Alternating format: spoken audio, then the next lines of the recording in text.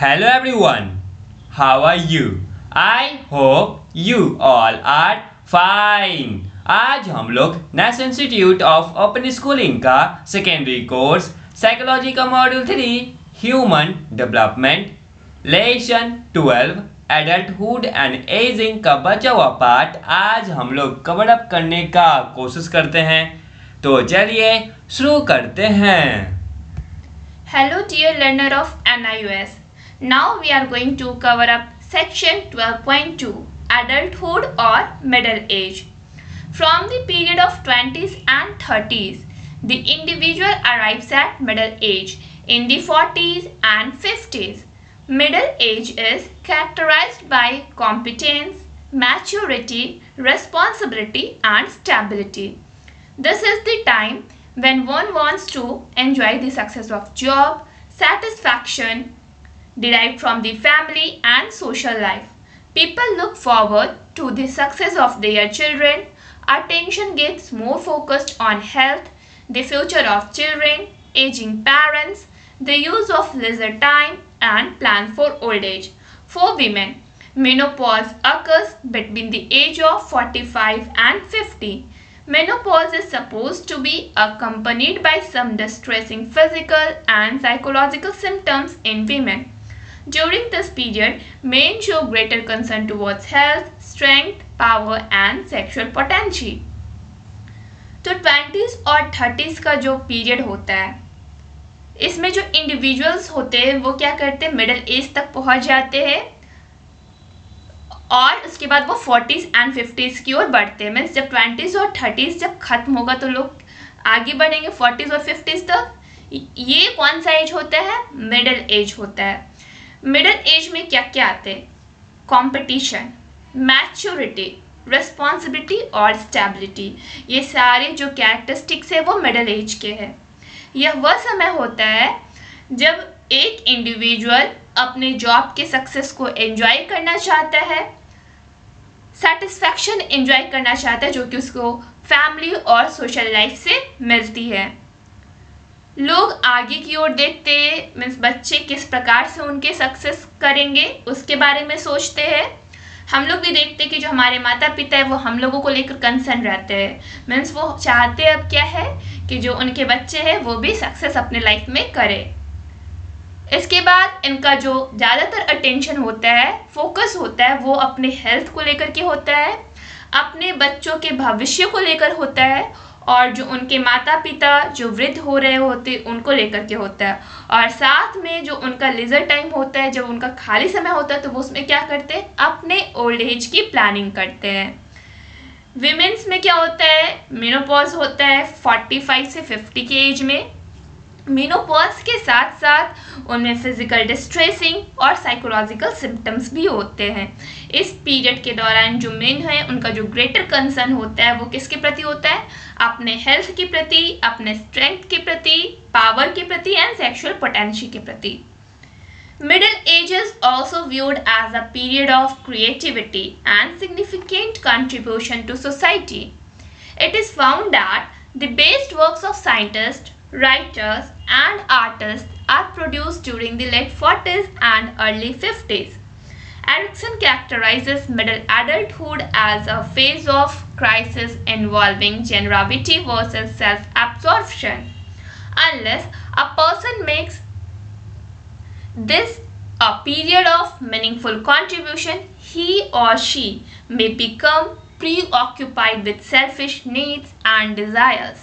The middle age transition is also a period of turbulence. People start viewing themselves as older and become conscious of their mortality, which often leads to emotional instability. They also engage in taking stock of their lives to assess the extent to which they have realized their dreams. Such reassessments often lead to occupational changes and changes in marital relationships, such as divorce. For most people who are employed in regular jobs, the end of the middle adulthood years involves the task of coming to terms with possible retirement from work life and the associated readjustments in life.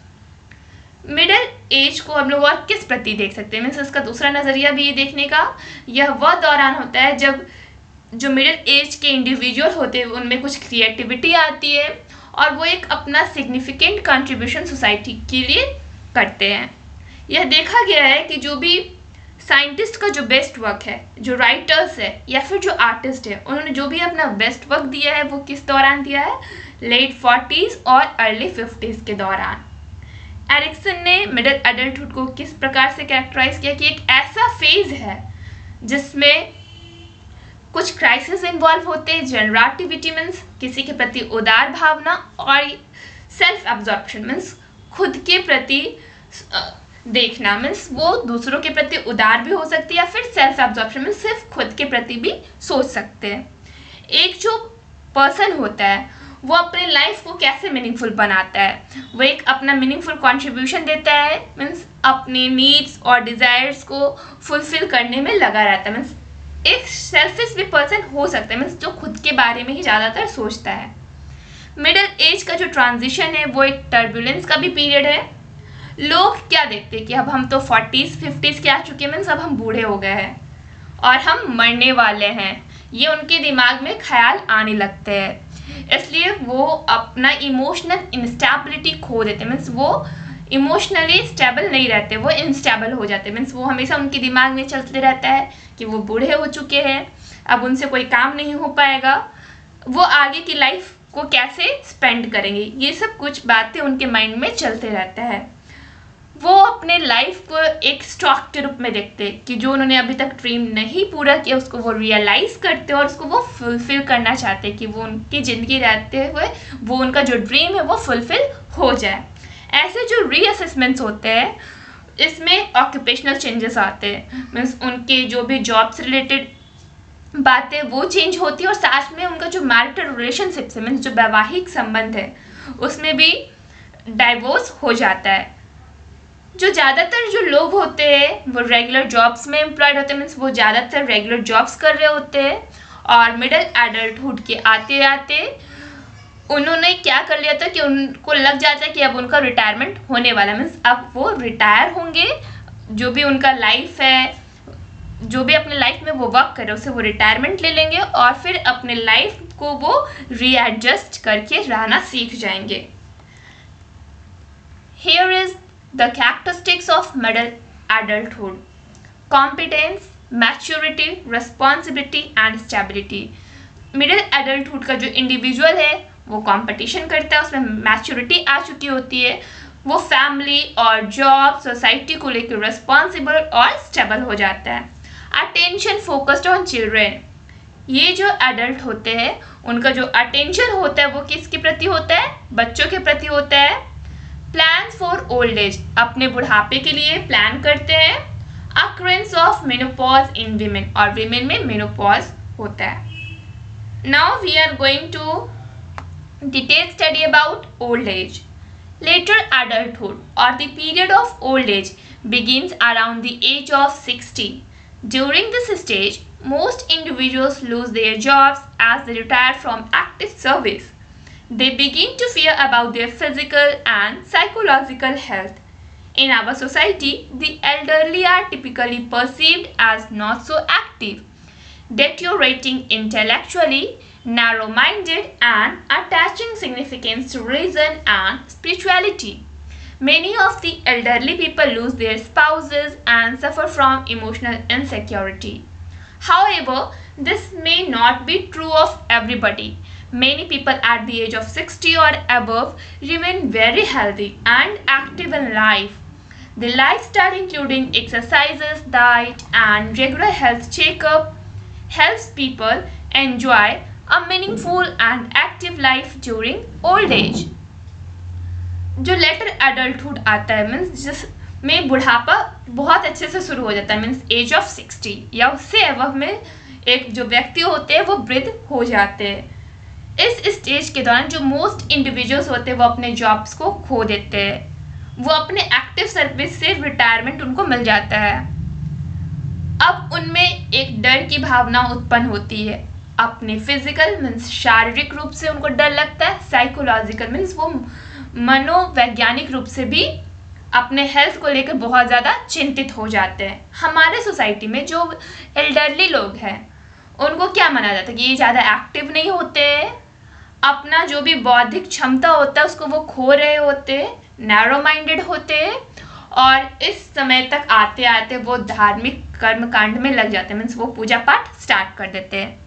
जो ज़्यादातर जो elderly people होते हैं वो इस as तक आते आते अपने जीवन साथी को भी खो देते हैं और इमोशनल इनसिक्योरिटी से सफ़र कर रहे होते हैं, मीन्स उनको इमोशनली इनसिक्योर उनको फील होता है।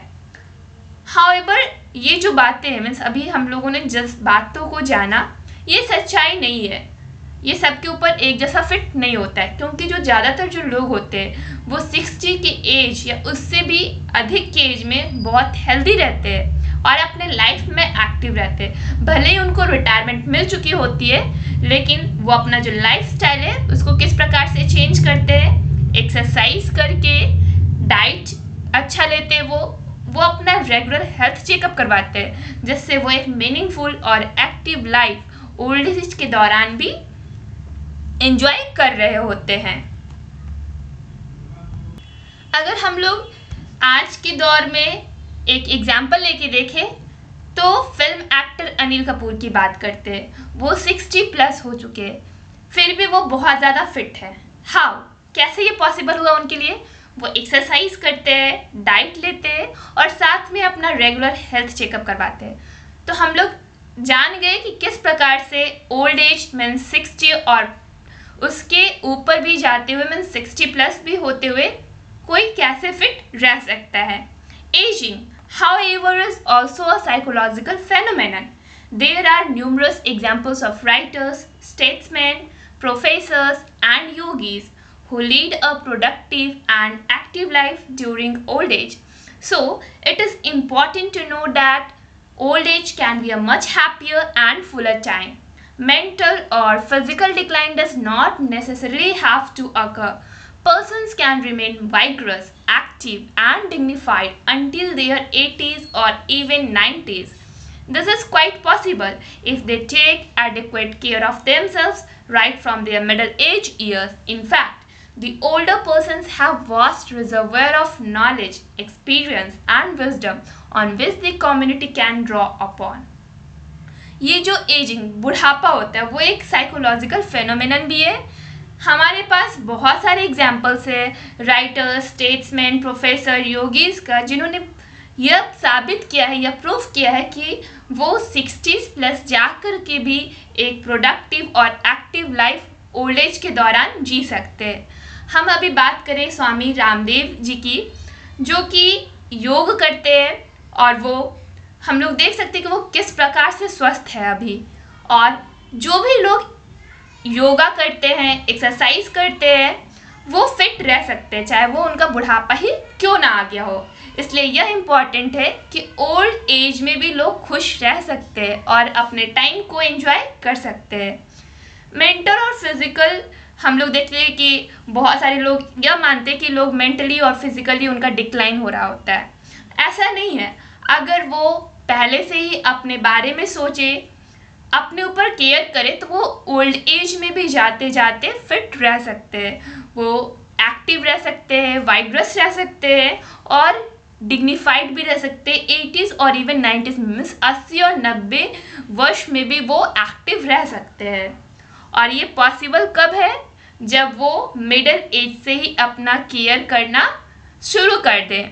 इनफैक्ट जो बूढ़े लोग होते हैं उनके पास बहुत ज़्यादा ज्ञान होता है, एक्सपीरियंस होता है किसी भी चीज़ को लेकर के, और उनके पास विजडम होता है, जो कि अगर कम्युनिटी उनकी बातों पे ध्यान दे तो बहुत ज़्यादा आगे बढ़ सकती है। हम लोगों ने क्या जाना कि जो बूढ़े लोग होते हैं वो बेकार नहीं होते, वो बहुत बड़े एक्सपीरियंस वाले होते हैं, उनके पास ज़्यादा नॉलेज होता है, उनके पास विजडम होता है। ठीक है। साथ में अगर हम लोग एक एग्जाम्पल देखें आज के वक्त में, पॉल सिरोमनी जो कि चेन्नई से बिलोंग करते हैं, उन्होंने 90 वर्ष की उम्र में PhD करा। तो हम लोग कैसे बोल सकते हैं कि जो बूढ़े लोग हैं वो कुछ नहीं कर सकते, वो बेड पे पड़े रह सकते हैं या फिर उनको दूसरों पे ही डिपेंडेंट रहना है? ऐसा नहीं है। तो चलिए हम लोग इन टेक्स्ट क्वेश्चन 12.2 को सॉल्व करते हैं। हमारा क्वेश्चन क्या है इस इन टेक्स्ट क्वेश्चन का? Describe any 2 characteristics of middle adulthood. तो हम लोगों ने अभी अभी मिडिल एडल्टहुड के बारे में पढ़ा, आपको बस 2 कैरेक्टरिस्टिक को यहाँ पे डिस्क्राइब करना है। वेल, चैप्टर अभी कंप्लीट नहीं हुआ है। नेक्स्ट वीडियो में नेक्स्ट टॉपिक कवर अप होगा। तब तक के लिए इस चैप्टर का इन टेक्स्ट क्वेश्चन बनाने का प्रयास करें और साथ ही साथ इस चैप्टर को पढ़ने और समझने का प्रयास करें। That's all for today. Thank you everyone.